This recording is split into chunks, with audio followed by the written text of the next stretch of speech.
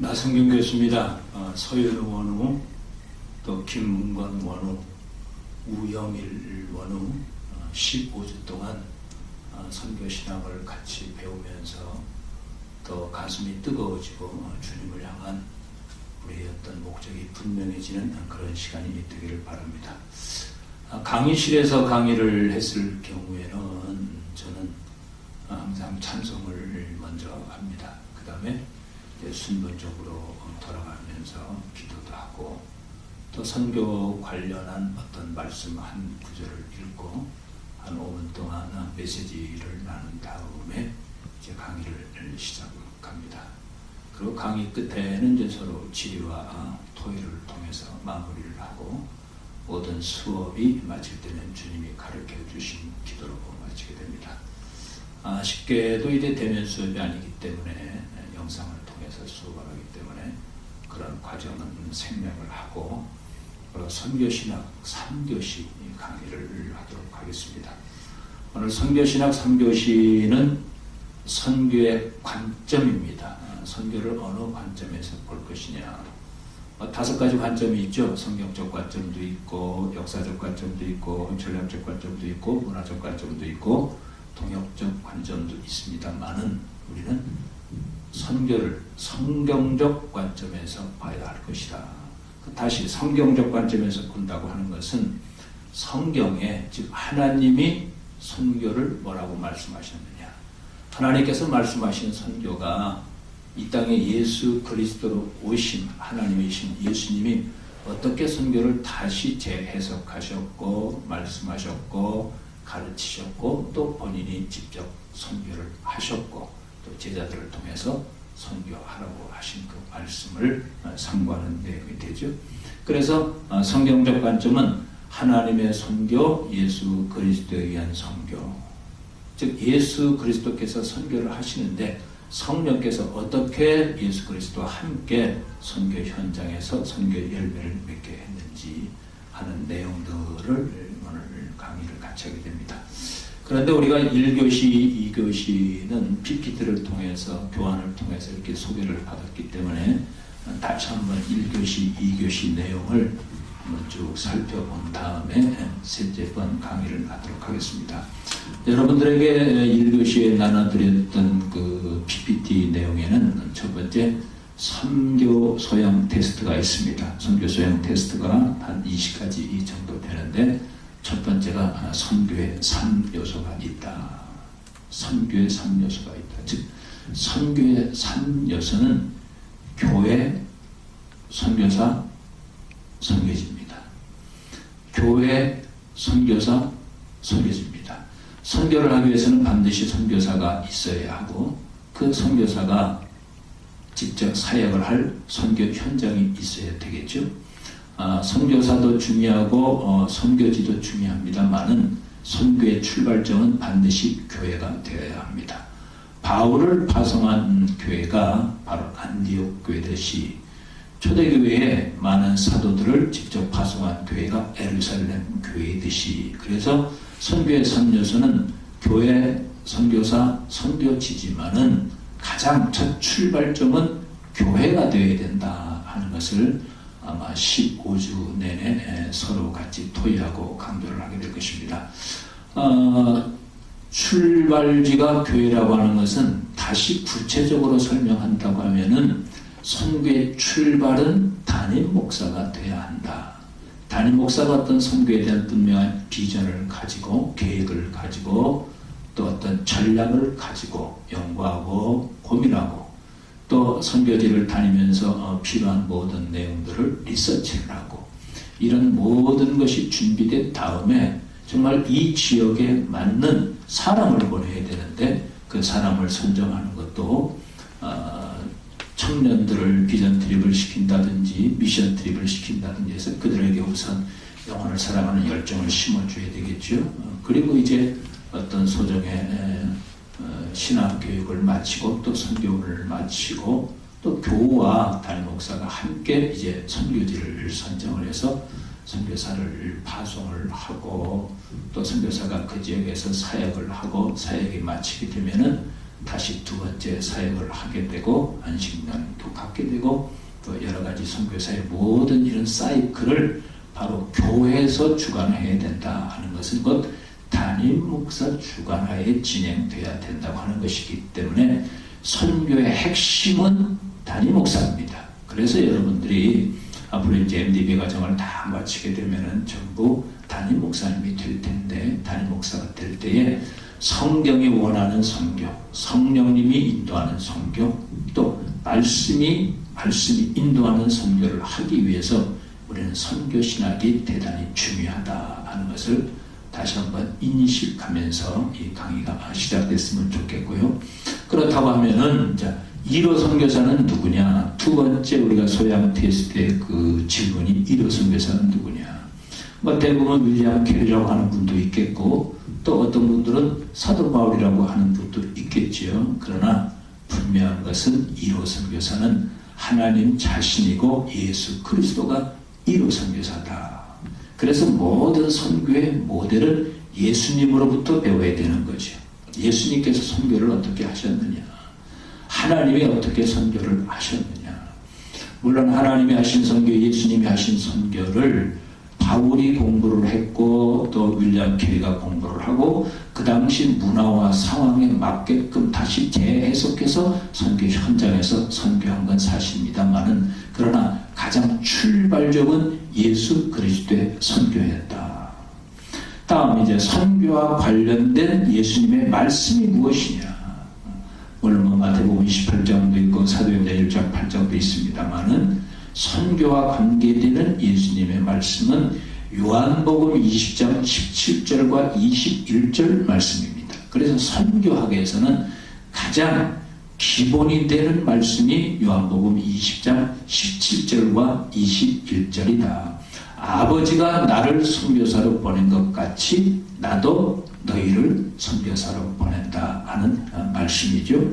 그 다음에 이제 선교라는 과정 속에서 성령님과 선교는 어떤 관계가 있느냐? 사도행전이 사실은 성령께서 사도들을 고용하셔서 선교했던 내용이 사도행전이죠. 그래서 사도행전은 성령행전이라고 하고 사도행전이 28장이 끝났습니다만 지금도 성령님에 의해서 사도행전은 29장이 계속 쓰여지고 있다. 우리는 이렇게 해석을 하고 있습니다.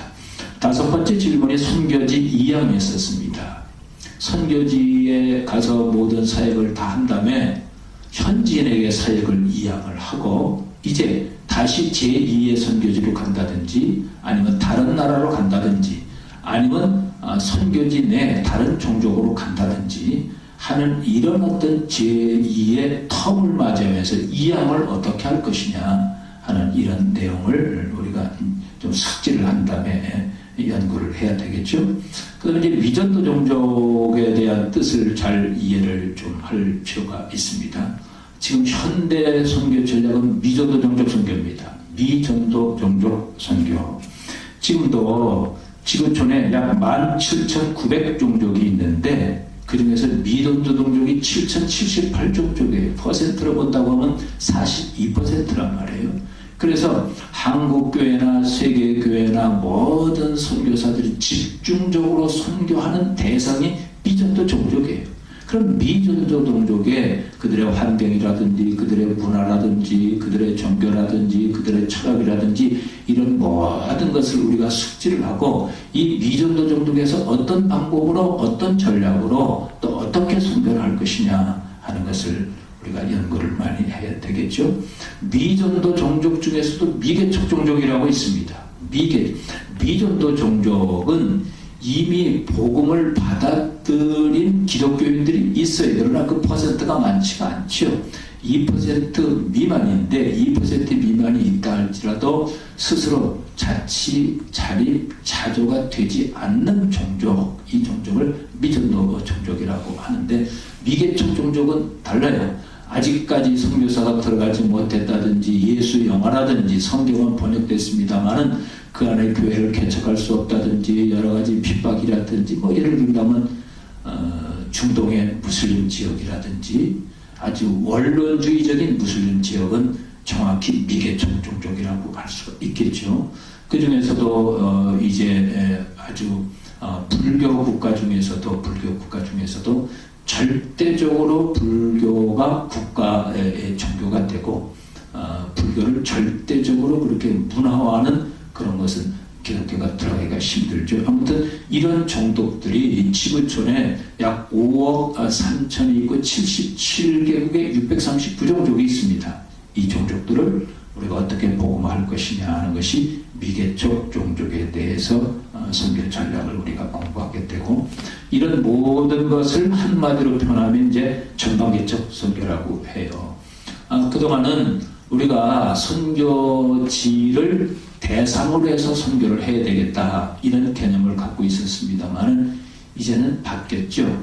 세계가 전부 네트워킹이 되고 또 글로벌이기 때문에 영국 같은 경우에도 실질적으로 그 안에 아프리카 사람이라든지 이런저런 사람들이 많이 들어와 있고 무슬림도 있고 뭐 많은 사람들이 있기 때문에 영국은 어떻게 보면은 문화는 기독교 문화가 있는지 모르지만은 실질적으로는 미전도 종족과 비슷한 그런 경향을 가지고 있어요.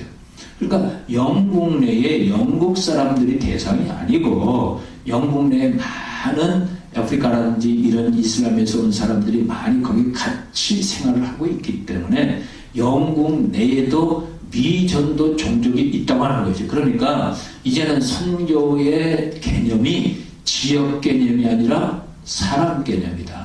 다시 더 구체적으로 설명한다고 하면은, 자, 한국은 좀 기독교가 18%란 말이에요. 그럼 한국에 선교사를 보내는 경우는 없어요. 한국은 선교하는 나라지 선교사를 받는 나라는 아니다.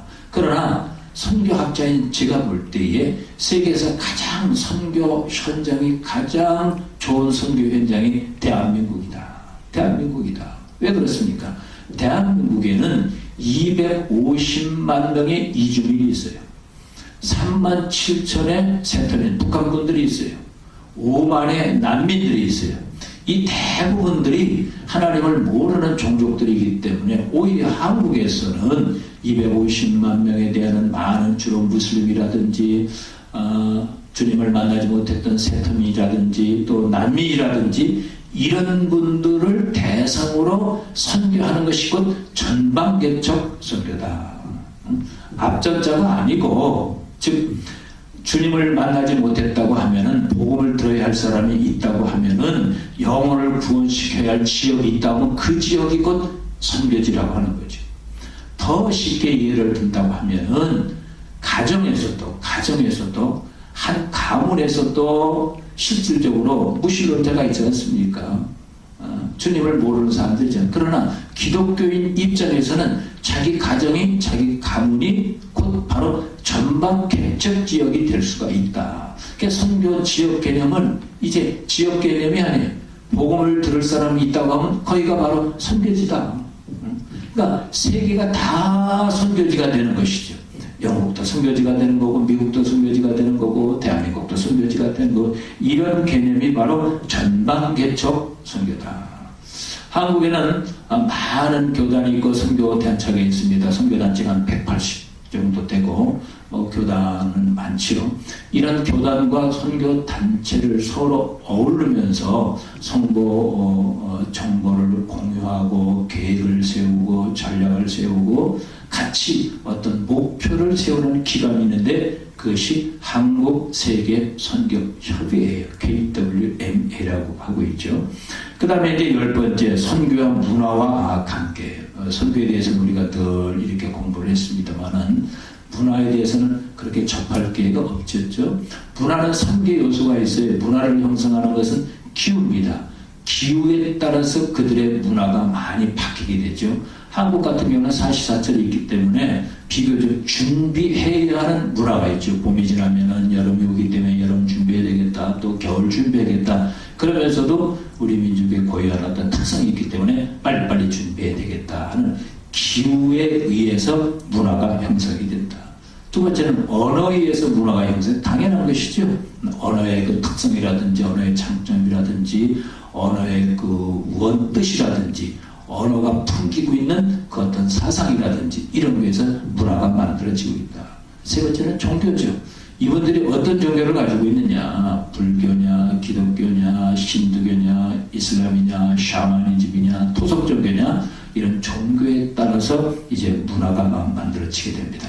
그렇다고 하면 선교와 문화는 어떤 관계를 가지고 있느냐. 선교라고 하는 것은 그들의 문화 속으로 들어가서 복음을 전하는 것이 선교란 말이에요. 그래서 선교와 문화 관계에는 연구할 그런 내용들이 참 많습니다. 그래서 아마 이제 2학기 때는 선교와 문화라고 하는 과목이 개설돼서 아마 공부할 수 있는 기회가 있게 될 것입니다.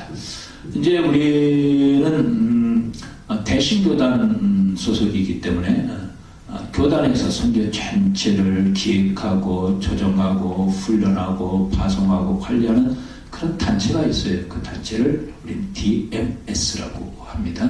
또 이 단체에 대해서는 소개할 수 있는 기회가 많이 있을 것입니다. 이제 선교사를 파송하는 주체는 어디냐? 선교사를 파송하는 곳이 어디냐? 교회냐? 노예냐? 선교단체냐? 뭐 교단이냐? 여러 가지 많은 관점을 갖고 있습니다만은 선교사를 파송하는 것은 해당 교회입니다.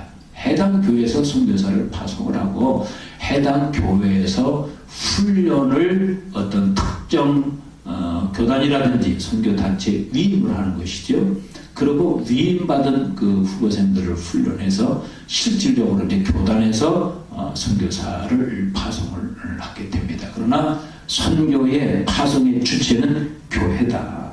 그 다음에 이제 미전도 종족 선교를 하면서 가장 첫 번째 단계가 이방입니다. 선교 용어에서 이방이라고 하는 단어가 있는데 혹자들은 입양을 지금 미전도 종족, 예를 들어서 캄보디아에 있는 크메르 종족에 있는 어떤 아이들을 입양을 해서 그 아이를 훈련시켜서 선교사로 파송, 이런 개념이 아니고 종족을 품었다고 하는 뜻이에요.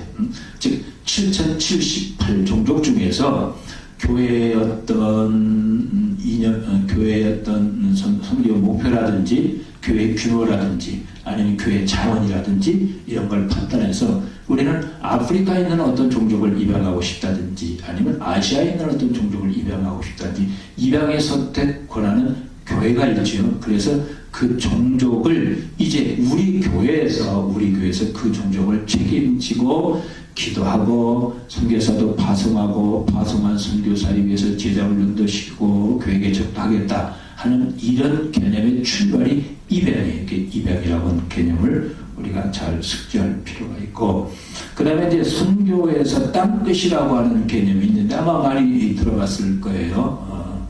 나는 땅끝 선교사입니다. 땅끝 선교사입니다는 이야기를 많이 들었을 텐데, 땅끝이라고 하는 개념은 지리적 개념도 있고 성경적 개념도 있고 영적 개념도 있고 또 선교적 개념도 있어요. 그래서 우리는 지리적 땅끝이라고 하면 저 남아프리카 밑에 있는 그곳이 된다든지 북곳이 된다 이렇게 될 것이고, 영적 땅끝이라고 하는 것은 일본이 될 수도 있겠죠. 또 여러 가지 성경적 땅끝이라고 하는 것은 미개척 종족이 있는 것이 곧 성경적 땅끝이라고 될 수가 있겠죠. 그러니까 여러 가지 땅끝 개념도 선교적 관점에서 살펴봐야 합니다.